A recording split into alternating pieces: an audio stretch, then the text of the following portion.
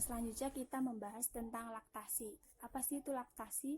Nah, laktasi ini di mana teknik menyusui mulai dari ASI ini dibuat sampai pada keadaan si bayi ini menghisap dan menelan ASI. Jadi ini ada beberapa posisi menyusui. Ini posisi single. Yang pertama ada posisi menggendong. Nanti tangannya ini menopang badan si bayi yang disebut dengan cradle hold. Kemudian ada posisi menggendong silang.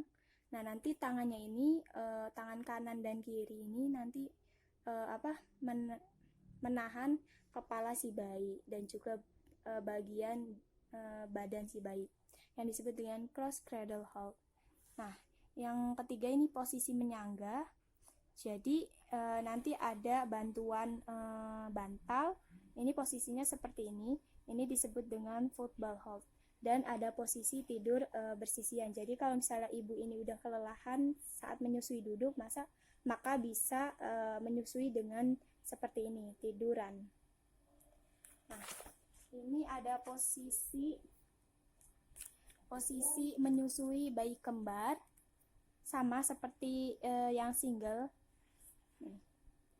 Ada phone cross, kemudian ada football and cradle, kemudian ada double football, dan ada upright latch. Ini gambarnya seperti ini.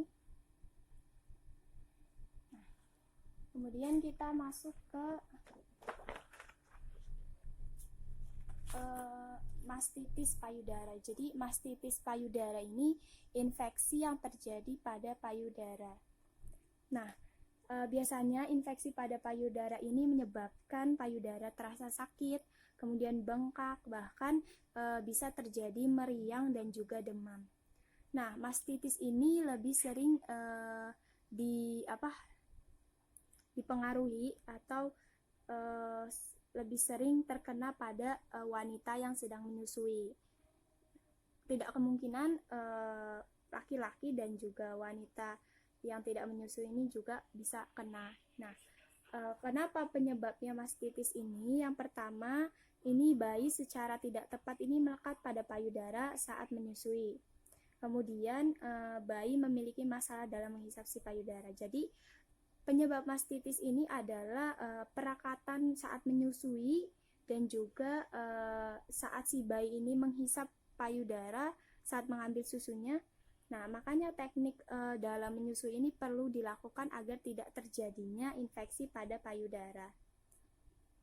Nah, juga bisa terjadi karena frekuensi menyusui yang jarang atau bahkan tidak sama sekali.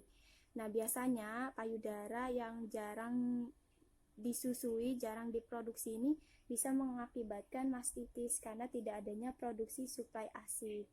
Nah, gimana cara mencegah mastitis ini? Yang pertama, usahakan saat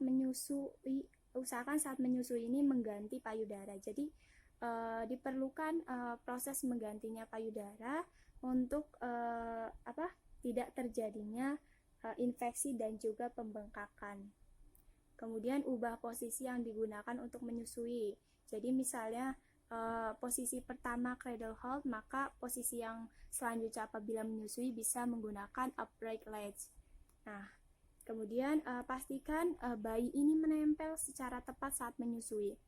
Ya, sebenarnya ibu ini perlu mengetahui teknik menyusui yang benar agar tidak terjadinya infeksi pada payudara dan juga si bayi ini agar puas dalam menghisap dan mengambil si ASI tersebut.